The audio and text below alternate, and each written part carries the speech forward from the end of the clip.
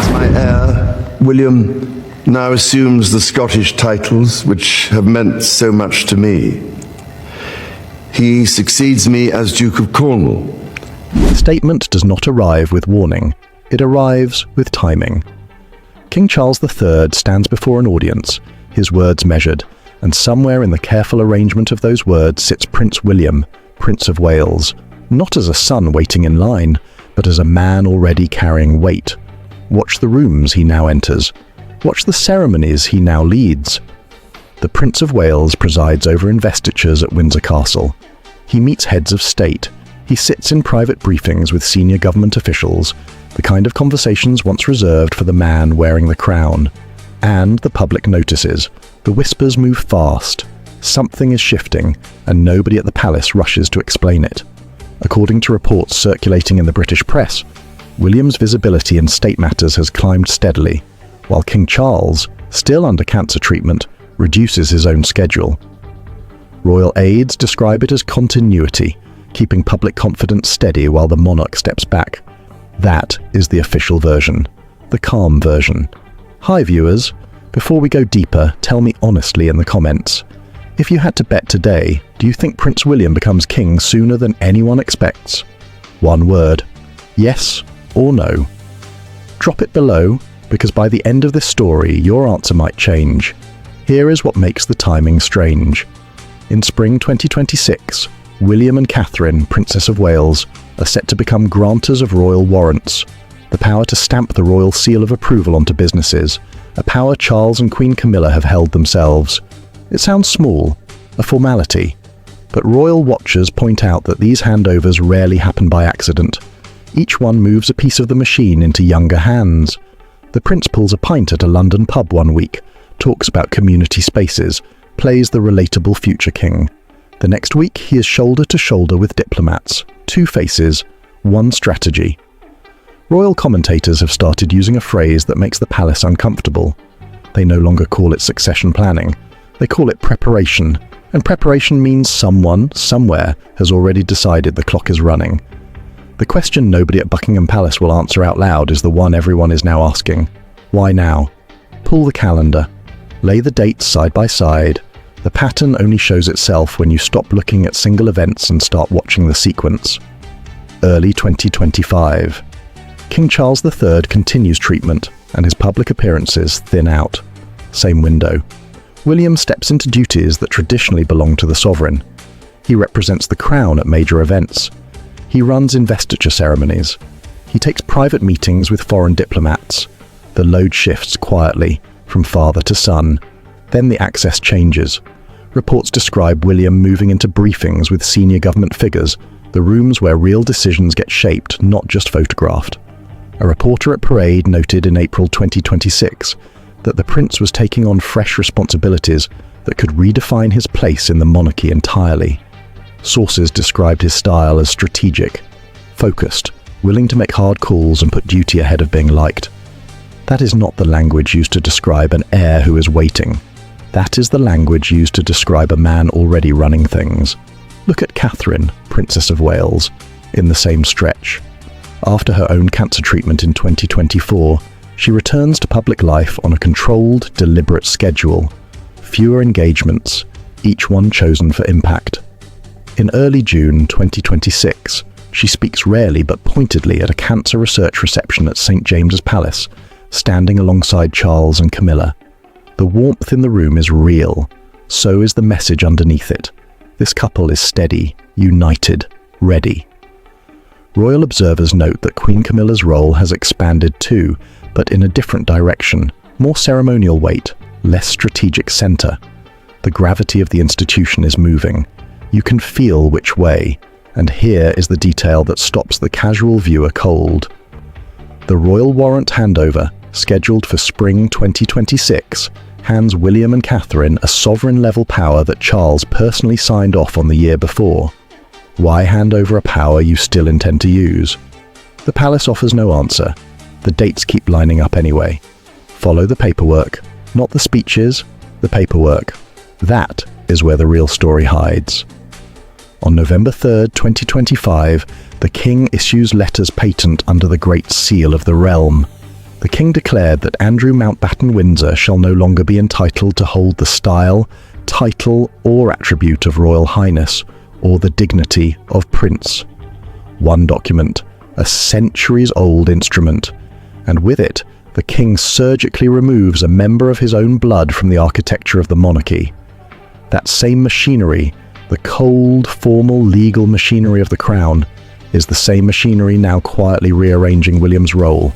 Here is the connection most people miss. The institution proves in late 2025 that it will move fast and hard to reshape itself when survival demands it. Buckingham Palace announces that King Charles III stripped his younger brother of all his royal titles, and he will now simply be referred to as Andrew Mountbatten Windsor. If the crown can erase a prince with a single sealed page, then elevating one is well within its reach. And William is being elevated. The briefings, the diplomatic meetings, the warrant powers, the investitures at Windsor. Piece by piece, the working centre of the monarchy relocates toward the Prince of Wales while the king's own footprint shrinks. Royal author Robert Jobson notes that the family is trying to draw a firm line under controversy and move forward into a cleaner future. Forward, always forward, toward the next reign. Watch how correspondence and representation now flow. More of it routes through William's side of the operation. Not all, but more than before.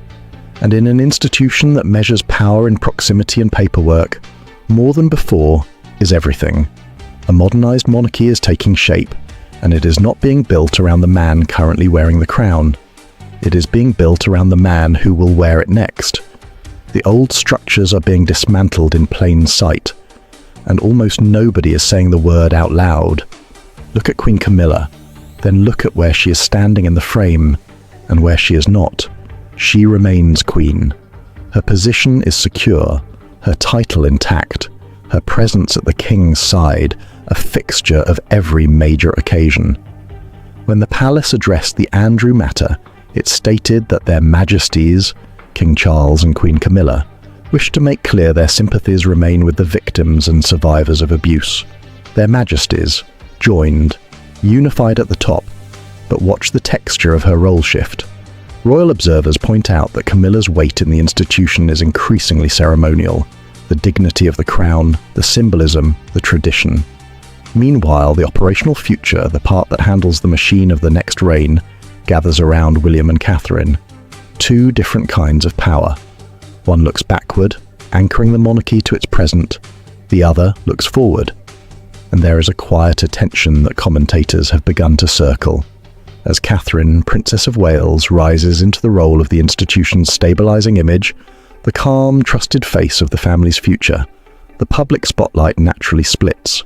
From a public relations standpoint, two senior women cannot occupy the exact same symbolic space without the narrative blurring at the edges. Nobody says there is conflict.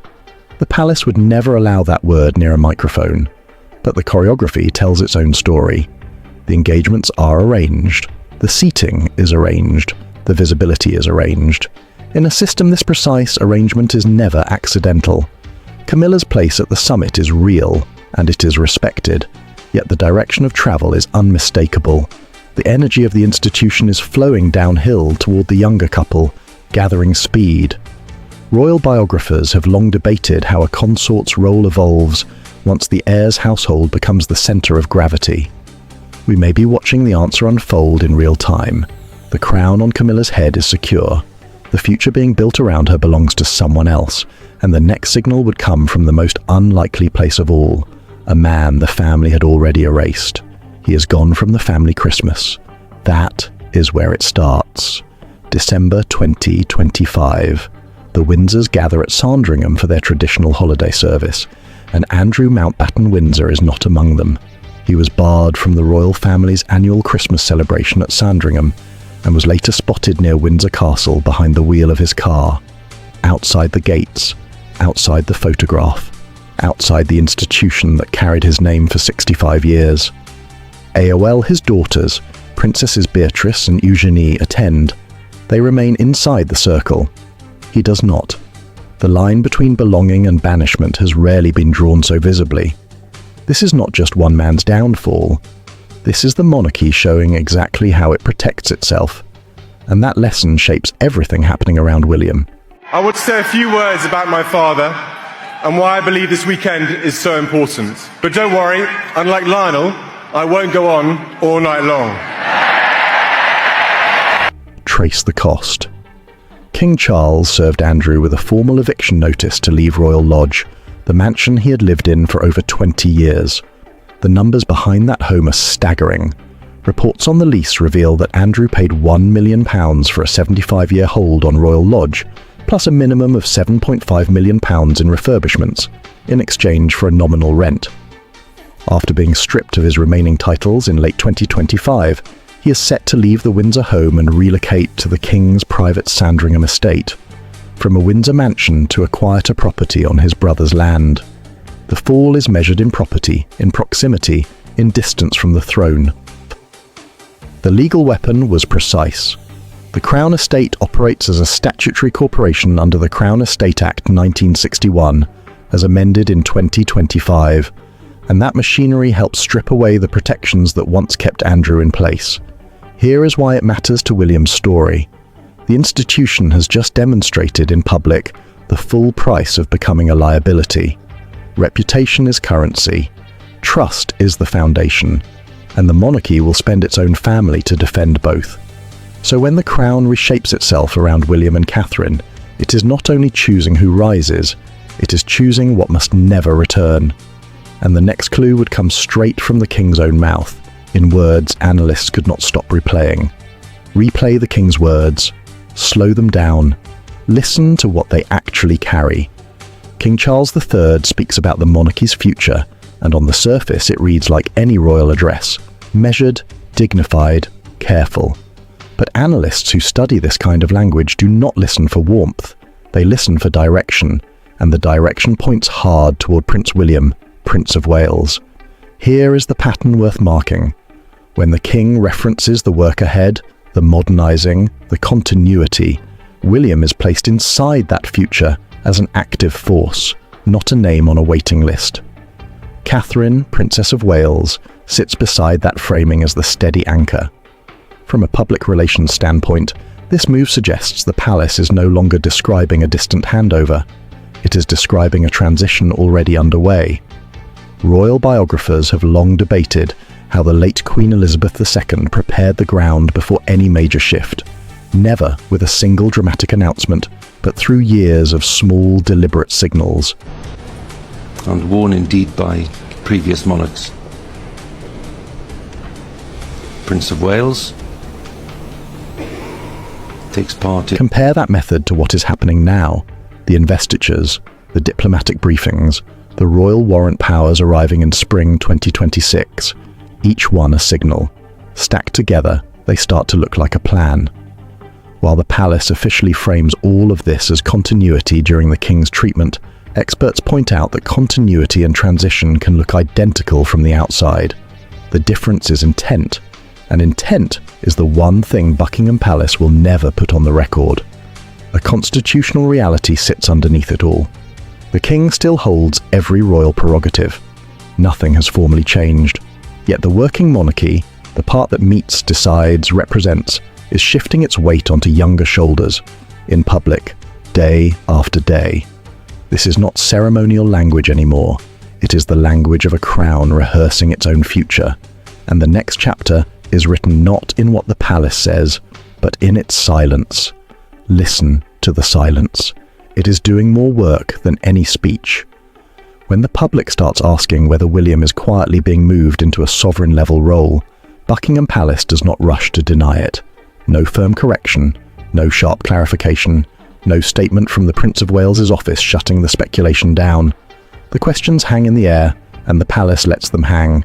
For an institution that controls its image down to the seating chart, that silence is a choice. Compare it to how fast the machine moves when it wants to. In late 2025, when Andrew became a threat to the family's reputation, the response was immediate and surgical. Letters, patent, formal eviction, a public statement, all inside weeks. The palace can act with speed and force when it decides something must be shut down. So when the same palace stays quiet about William's rising role, the contrast speaks. From a public relations standpoint, This move suggests the speculation is not unwelcome. It lets the public adjust to the idea of William at the centre, without the Crown having to say a single binding word. Royal commentators have noted that in the monarchy, what is not denied is often allowed to grow. Silence becomes a kind of permission. The narrative of a future king takes root, and the palace simply declines to pull it out. While officials would never confirm a deliberate strategy, experts point out that managed silence is one of the oldest tools the institution has. Say nothing. Let perception do the work. Stay clean. Public confusion rises. Internal calm holds. Two very different temperatures in the same building. The questions keep coming. The answers never do. And then the spotlight swings to the two people the entire future seems to be built around. If a story like this keeps you watching, subscribe and turn on notifications so you never miss the next one. And tell me in the comments what you think the palace is really hiding.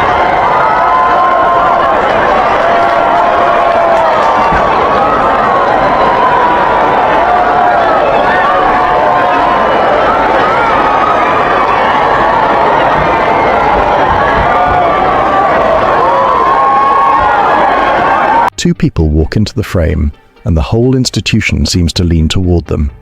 Prince William and Catherine, Princess of Wales, appear together more and more, and the appearances carry a weight that goes beyond a married couple doing their duty. Each joint engagement reads like a statement about who the monarchy is becoming. He, the strategic future king. She, the steady, trusted centre the family wants the public to hold on to. Watch Catherine's return after her 2024 cancer treatment. She comes back carefully, choosing fewer moments but bigger ones. In early June 2026, the Princess of Wales made rare public comments about her relationship with William at a cancer research reception at St. James's Palace, alongside King Charles and Queen Camilla, and her remarks drew warm responses from guests. One reception, a few words, maximum impact. That is not accident. That is positioning. And the responsibilities keep arriving. In spring 2026, William and Catherine become grantors of royal warrants, with Catherine's role expected to attract significant interest because of her global fashion influence, a power once held by the King and Queen now shared with the next generation.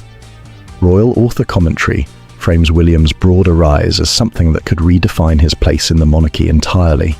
From a public relations standpoint, this move suggests a deliberate handing over of identity. The modern crown is being shaped in their image, relatable enough to pull a pint at a London pub, serious enough to sit across from heads of state. Royal biographers have long debated whether the monarchy survives on tradition or on reinvention. William and Catherine appear to be the answer the institution has chosen: reinvention, wrapped in continuity. This is no longer a couple preparing for a role someday. This is a couple already living it. And when you step back and see how every piece connects, the real picture finally comes into focus. Step back, look at the whole board at once. Now the shape is impossible to miss. King Charles III is still the monarch. That fact has not changed, and the palace guards it carefully. But the working centre of the monarchy, the meetings, the diplomacy, the seal of approval, the public face of the future, has been migrating steadily toward Prince William, Prince of Wales. Lay the evidence end to end. The investitures at Windsor, the private briefings with senior government officials and foreign diplomats, the royal warrant powers arriving in spring 2026, Catherine, Princess of Wales, rising as the institution's stabilizing image, Queen Camilla holding the ceremonial summit while the operational future gathers elsewhere, Andrew erased to protect the brand. Each piece, on its own, has a tidy official explanation: continuity, treatment, modernization. But forensic analysis is not about single pieces. It is about what the pieces build when you place them together. And together, they build this: a monarchy operating on two levels at once, the symbolic crown, worn by Charles, and the working future, taking shape around William day by day. From a public relations standpoint, this move suggests the institution wants the public comfortable with William's authority long before any formal moment ever arrives. Royal commentators describe his approach as strategic and prepared for hard decisions, prioritizing duty over popularity, the exact profile of a man being ready to lead. While the palace frames all of this as continuity during the king's illness, experts point out that this is the closest the modern monarchy has come to visible pre-transition positioning in years, not a replacement. The king still reigns. But authority is consolidating in plain sight toward the next reign. The signals were never hidden. We simply were not reading them in order. So what actually happened here? Pull it all together one last time. The announcement that supposedly stunned the UK was never one dramatic moment. There was no single sentence that changed everything. Instead, there was a sequence, quiet, deliberate, stacked over months until the pattern became the message. King Charles III shifting his public weight backward. Prince William, Prince of Wales, stepping into sovereign-level duties. Catherine, Princess of Wales, returning as the steady anchor of the family's future. Queen Camilla repositioned toward the ceremonial. Andrew Mountbatten Windsor stripped of his titles and removed from the family's centre, drawing the hard line of what the crown will never allow back in. 5 moving parts, 1 direction. From a public relations standpoint, this move suggests the monarchy chose to prepare the public slowly, rather than shock it suddenly. Royal biographers have long debated whether real power inside the institution shows itself in declarations or in arrangements. This story points firmly to arrangements: the seating, the schedules, the handovers, the silence.